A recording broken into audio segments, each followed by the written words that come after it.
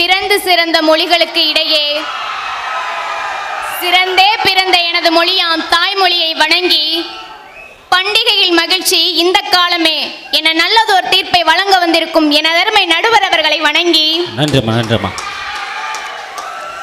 உண்மையை உபசரிக்க நானும் பொய்யை பொன் சேர்க்க அவர்களும் அதாங்க பண்டிகையில் மகிழ்ச்சி அந்த காலமா அப்படின்னு பேச வந்திருக்காங்கல்ல அவங்களுக்கு ஒரு வணக்கத்தை போட்டு பண்டிகைகள் மகிழ்ச்சி இந்த காலமே என உறக்க சொல்லி என் கருத்தை முன்வைக்கின்றேன். கேப்டன் தொலைக்காட்சி நேயர் அனைவருக்கும் தீபாவளி நல்வாழ்த்துக்கள். பண்டிகையை கொண்டாட கூடினோம் சொந்த ஊரில் சொந்தங்களையும் சேர்த்து கொண்டாட. சில காயங்கள் மறந்தால் ஆறும், சில காயங்கள் மறந்தால் தான் ஆறும். ஆமாங்க, நம்ம பண்டிகை கொண்டாடுறதே எதுக்குன்னா நம்ம கஷ்டம் காயம் எல்லாத்தையும் மறக்கணும் அப்படின்றதுக்காக தான் நம்ம பண்டிகையை கொண்டாடுறோம். பண்டிகை கொண்டாடுறது முக்கிய காரணம் என்ன அப்படின்னு பார்த்தீங்கன்னா வருஷம் நம்மளை நாமே புதுப்பிச்சுக்கிட்டே இருக்கணும் அப்படின்ற காரணத்துக்காக தான் நம்ம பண்டிகை கொண்டாடுறோம்.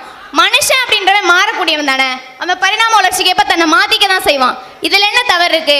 அதுக்காக அந்த காலத்துல தான் மகிழ்ச்சி இருந்துச்சு, அந்த காலத்துல தான் நாங்க பண்டிகையை சந்தோஷமா கொண்டாடணும் அப்படின்னா என்னங்க அர்த்தம்? இந்த காலத்திலயும் மகிழ்ச்சி இருக்கதாங்க செய்யுது. அந்த காலத்துல பாத்தீங்க அப்படின்னா எங்க அம்மா கிட்ட பாடிக்கிட்டே போயிட்டு பட்டிமன்றம் பேச போறேன் இந்த மாதிரி தலைப்பு சொல்லியிருக்காங்க, அந்த காலத்துல எப்படி பண்டிகை கொண்டாடினீங்கன்னு கேட்டேன். அதுக்கு அவங்க சொன்னாங்க, அதை கேட்டுப்பட்டு நல்ல வேலை அந்த காலத்துல நம்ம பிறக்கல நினைச்சுக்கிட்டேங்க. ஆமா, அந்த காலத்துல ஒரு ஊருக்கு ஒரே ஒரு டைலர் தான் இருப்பாங்களாம், நம்ம ரெடிமேட் துணியும் கிடையாது, அப்படியே தைக்க கொடுத்தாலும் அது 1 மாசம் கழிச்சு தான் வருமா. சில நேரங்களில் புத்தாடையே இல்லாம பண்டிகை கொண்டாடி இருக்காங்க. பழையன கழிதல் புதியன பூதல்னு சொல்லுவாங்க. புத்தாடையை வச்சுட்டு பண்டிகை கொண்டாடுறதானங்க சந்தோஷத்தை தரும். ட்ரெஸ்ஸே இல்லாம நம்ம எப்படி பண்டிகை கொண்டாட முடியும்? ஆனா இந்த காலத்துல அப்படி கிடையாதுங்க. சேலையை கட்டி அழகு பார்த்தால் அது அந்த கால பெண்கள், சேலையை பீரோ நிறைய அடிக்க அழகு பார்த்தா அதாங்க இந்த காலத்து பெண்கள். அந்த அளவுக்கு வெரைட்டியா தச்சு போட்டுட்டு இருக்காங்க. உண்மையா சொல்லணும்னா ஒரு பொண்டாட்டி கட்டுற புடவை தாங்க புருஷனுக்கு வந்து சந்தோஷத்தை தரும். எப்படின்னு கேட்டீங்கன்னா இப்போ அவருக்கு மரியாதையுமே அதுதான். என்னன்னு கேட்டீங்கன்னா பீரோவை திறந்தாருன்னு வச்சுக்கோங்களேன், பொண்டாட்டி கட்டுற புடவை அவ்வளவும் கீழே வந்து விழுகும். இப்போ அந்த அளவுக்கு எவ்வளவோ டிசைன்ஸ் அடிக்கிட்டு இருக்காங்க நம்ம மக்கள். அப்போ அந்த காலத்துல வந்து பெண்கள் என்னமோ சொன்னீங்களா? பீரோல திறந்தா அவ்வளவும் காலில் வந்து விழுகும். கிட்டத்தட்ட 10 புடவை வந்து காலில் விழுவுதுங்க. ஒரு நாள் கூட என் பொண்டாட்டி காலில் விழுந்ததில்ல. அதை நினைச்ச ஆறுதல், பரவாயில்ல அவ தான் விழுவலை புடவையாச்சும் விழுவுதே அப்படின்னு ஒரு சந்தோஷப்பட்டு அப்படியே போயிட வேண்டியதான் வாழ்க்கையில். வாங்கம்மா. அந்த காலத்து பெண்கள் வந்து கொலையே நடந்தாலும் வீட்டை விட்டுலாம் வெளியே வர மாட்டாங்க. அதாங்க அந்த காலத்து பெண்கள் ஜன்னலுக்கு பின்னால இருந்தாங்க. ஆனா என்ன, இந்த காலத்து பெண்களுக்கு பின்னால ஜன்னல் இருக்கு.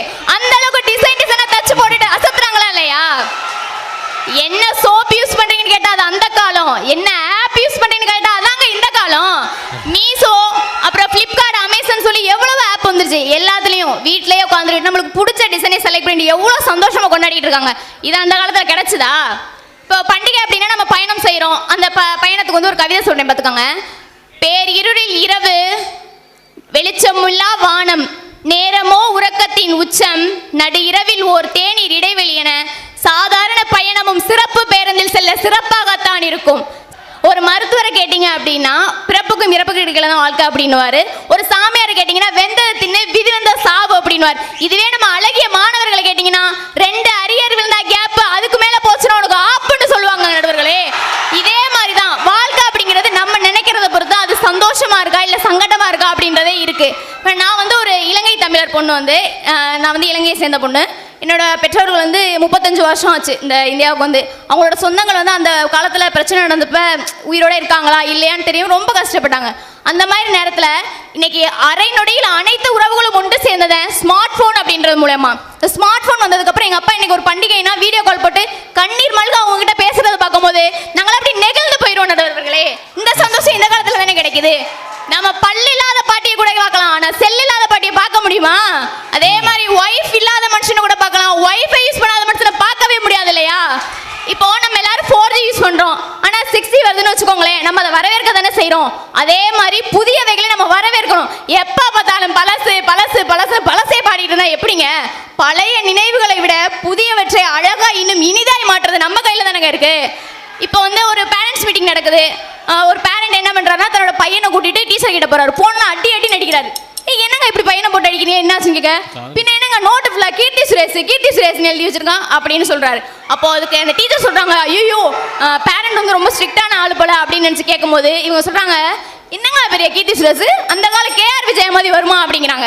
அப்போ உணர்வுகள் எல்லாருக்குமே ஒண்ணுதான், அது காலத்துக்கு ஏற்ப மாறுபட்டு இருக்கு, அவ்வளவுதான்.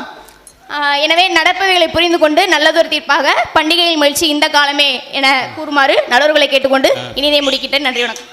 அருமையாக பேசியிருக்காங்க. அவங்களுடைய பேச்சில் பார்த்தீங்கன்னா அவ்வளோ தெளிவான கருத்துக்களை முன்னிறுத்தி வச்சுருக்காங்க.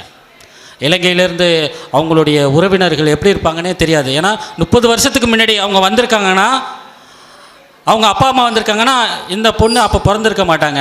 அப்படியே பிறக்காதவங்க அங்கே உள்ள உறவினர்களை பார்த்து மகிழ்ச்சி அடைகிறாங்கன்னா, இன்றைக்கி உள்ள வீடியோ கால் பார்த்து தான் நான் மகிழ்ச்சி அடைகிறேன் அப்படின்னு சொல்கிறாங்கன்னா, அதனுடைய வலிகள் வேதனைகள் அதனுடைய மகிழ்ச்சிக்கு சொல்ல ஈடு இணையே இல்லை. அப்படியே இந்த மகிழ்ச்சியை நாங்கள் கொண்டாடிக்கிட்டு இருக்கோம், இந்த பண்டிகையை கொண்டாடிக்கிட்டு இருக்கோன்னு அருமையாக பேசியிருந்தாங்க. ஆனால் அதுக்கெல்லாம் பதில் சொல்ல அவருடைய மாணவிக்கு பதில் சொல்ல ஆசிரியர் வருகிறார்.